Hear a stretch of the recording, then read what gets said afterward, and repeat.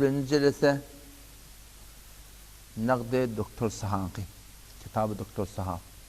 Elhamdülillahi Rabbil alemin. Ve salatu ve selamu ala seyyidina seyyidil enbiyayı vel mursalin ve ala alihi ve sahbihi ecma'in.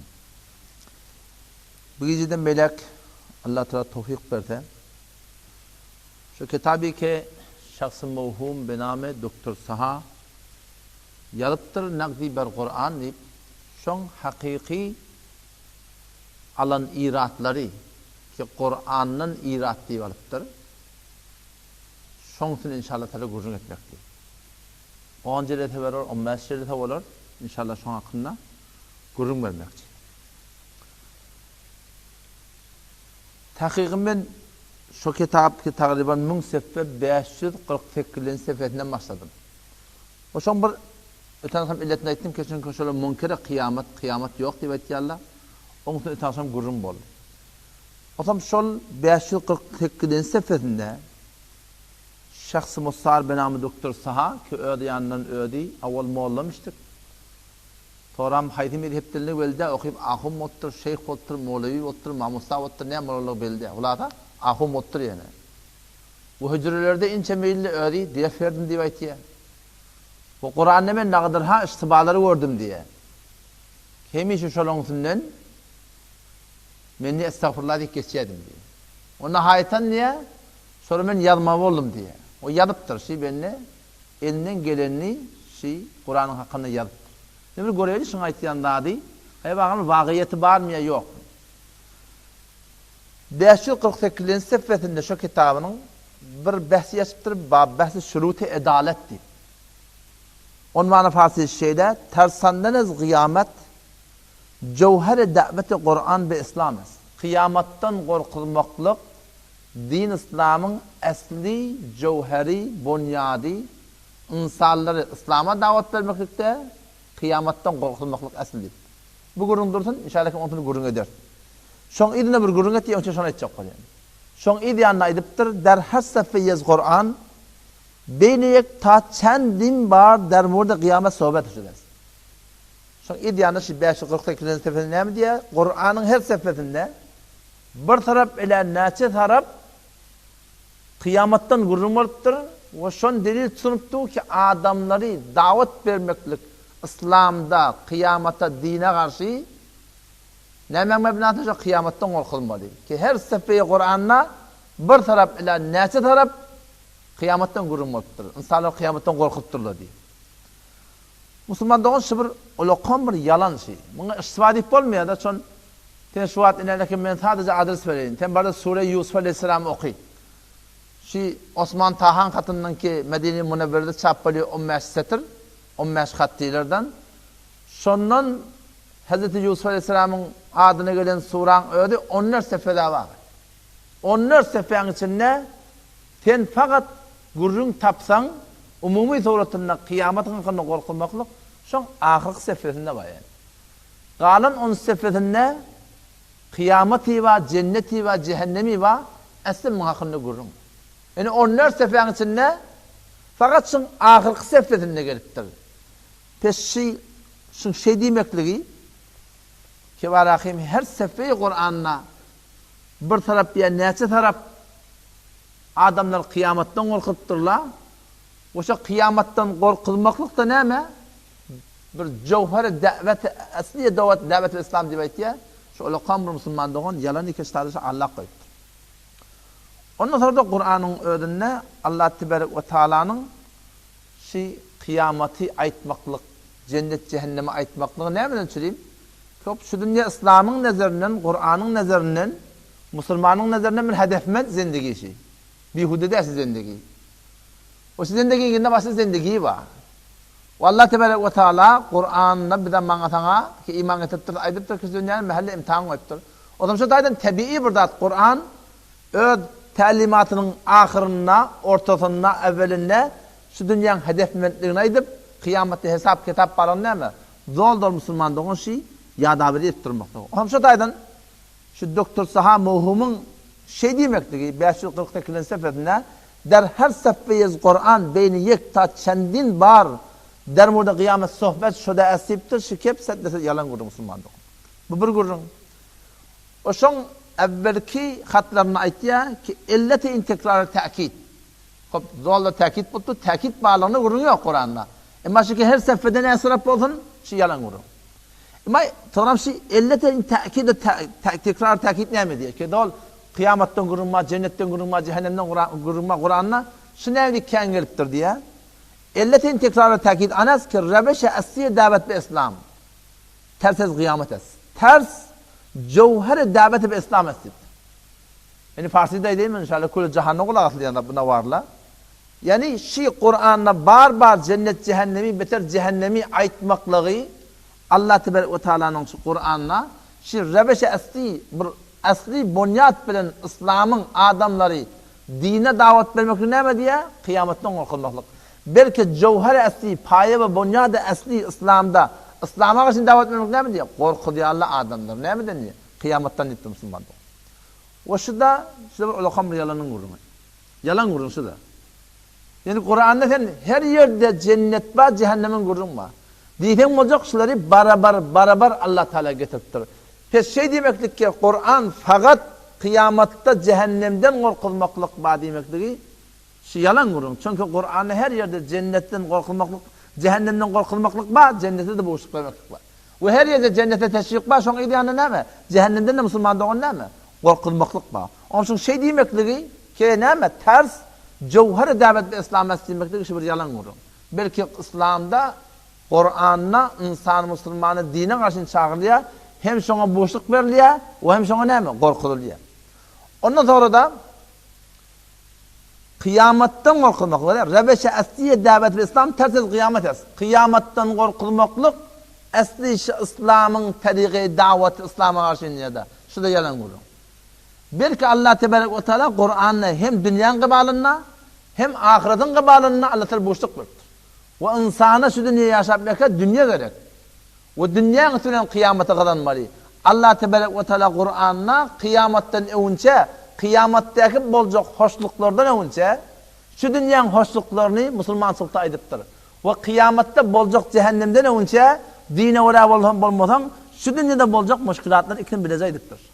Belki Allah Teala Kur'an'da beter şu dünyanın kavluğunda sana gerek olsa şu İslam'a karşı, Kur'an'a karşı siz kayıtmalı davet verdi. Peşince ayttiyan gibi ki rebeşe asliye davet İslam tersiz kıyamet es şu Müslüman doğan yalan oldu. Hemçin Kur'an'ın öğretine geldi Allah Teala Kur'an'ı öğretiptir. Dua öğretiptir. Rabbena atina fid dunya hasene ve fil ahireti hasene. Ya Rabbi Allah bize fid dunya hasene bir şu dünyada kavluk. Dünya Kur'an öğreti kıyamete korkulmadan önce şu dünyanın kavluğunu Allah Teala bana ne mi? Dua ettirdi öğret. Peki şey demektir ki fakat kıyametten korku diye demektir İslam'ın bir yalan vurdum. Ve fil ahireti hasene kıyamette de kavluk verdi.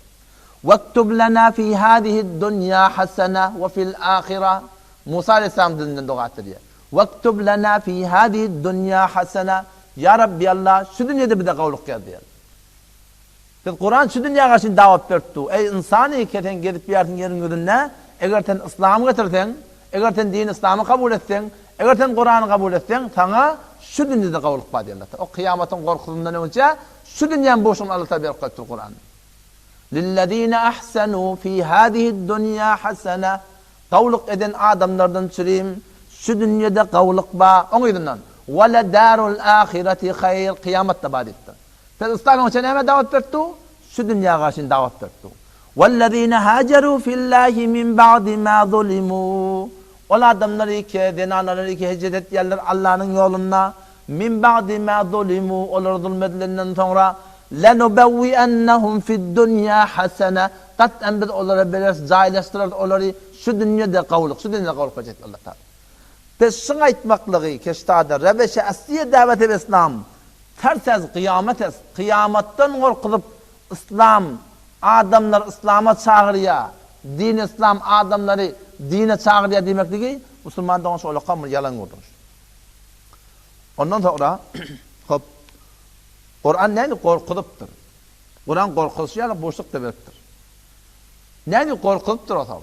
Muşakkas bir hatta. Sen şu kulli nizam-ı cihanı var da haydi bir memleketi ki öl kanunu yürütecek olsa şu tadı bir seri tezirat hükümeti var.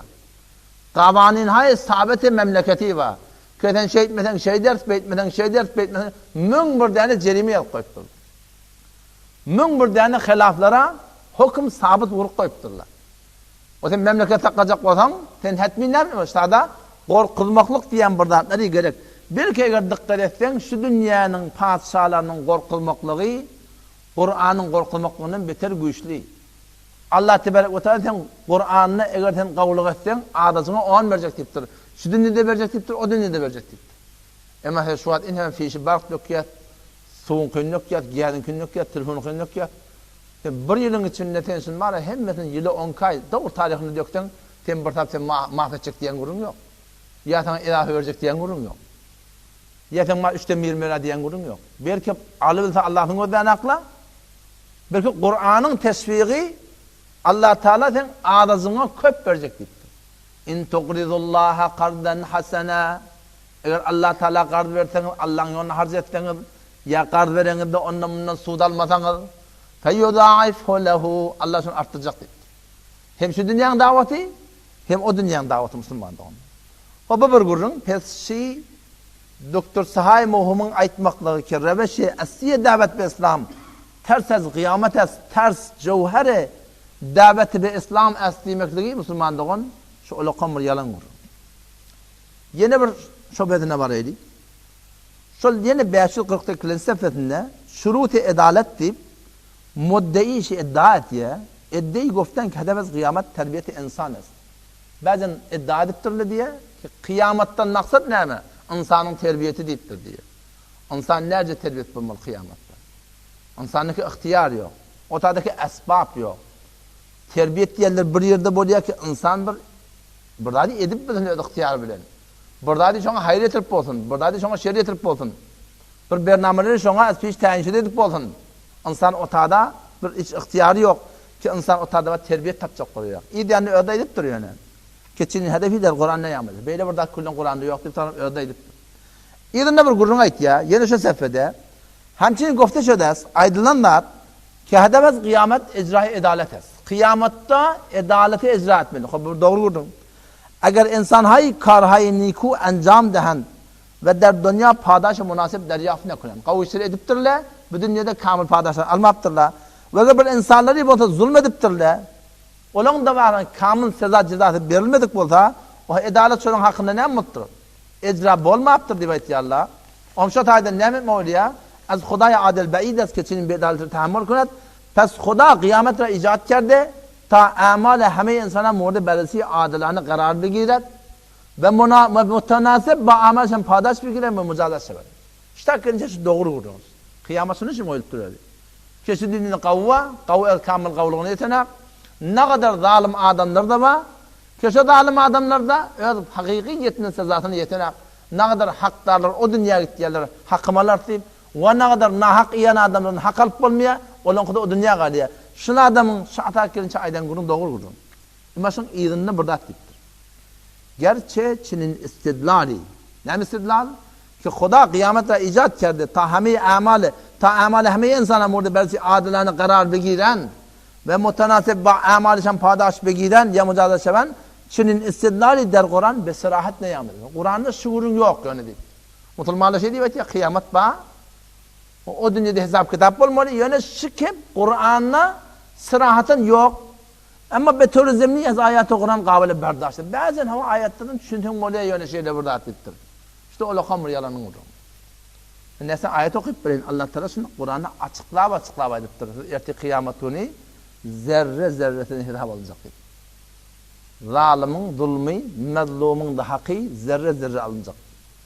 وَنَدَعُ الْمَوَازِينَ الْقِسْطَ لِيَوْمِ الْقِيَامَةِ فَلَا تُظْلَمُ نَفْسٌ شَيْئًا وَإِنْ كَانَ مِثْقَالَ حَبَّةٍ مِّنْ خَرْدَلٍ أَتَيْنَا بِهَا وَكَفَى بِنَا حَاسِبِينَ وَنَدَعُ الْمَوَازِينَ الْقِسْطَ Erti kıyamet Allah Teala bir terazu hay adl edaleti koyacak liyevmil kıyame kıyamet günü için فَلَا تُظْلَمُ نَفْسٌ شَيْئًا hiçbir candar için hiçbir zerreyi de şey'e diyen entecikler. Şimdi yazacakta durmayacak ki. Terazu hay adalet kurulacak. Siz şey'e entecik zaten benler durmayacak ki. Ve in kâne mithqâle habbetin min khardalin eğer bir hardal miqdarsa da hardal diyen yadıma düşü yankı hakvara adı ne mi diyorlar? Üzerlik. Üzerlik var ya deneci var. Ahun şonu diyelim demiş onu. Hardal. Üzerlik deneci var ya.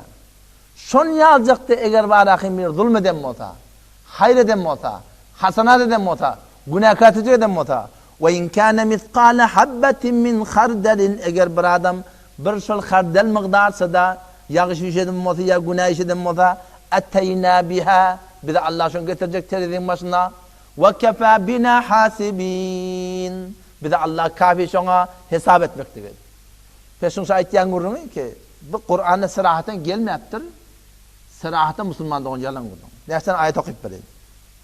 İnne rabbeke yaqdi beynehum yevmel kıyameti fîmâ kânû fîhî yahtelifûn. Sure-i Câfiye 17. ayet, Sure Yunus 93. ayetine geliyor.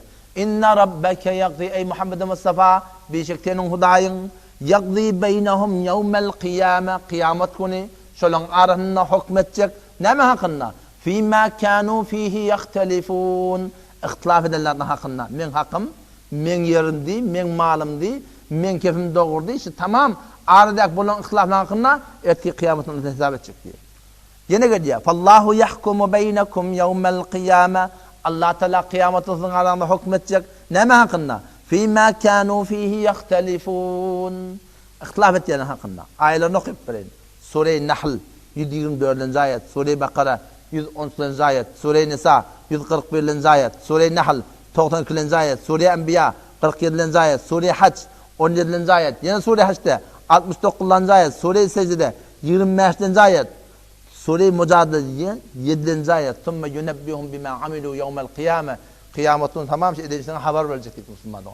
Nimetten, nimetmekten. O zaman şu taydan şu Cenab-ı Doktor Sahay Muhumun şıkıp aytmaklığı ki gerçekçinin istidlali ki erti kıyametli Müslümanların arasında kafirlerin arasında günahkarların hakkında zalimlerin arasında mezlumların arasında feysele olacak hak haktarı yetecek şey der Kur'an bir sırahat ne yamede ama betor zemni azayet Kur'an kavli berdaşet Kur'an'ın bazı ayetini düşünten diye şeyde burada bolsa bolamalıyan kefi Müslümanların on set bir yalan oldu. İnşallah Allah tevfik verse netice getirirden şon aytgan şobatlarının qalanlarına tevfik cevap verir. Vesselamu aleyküm ve rahmetullah.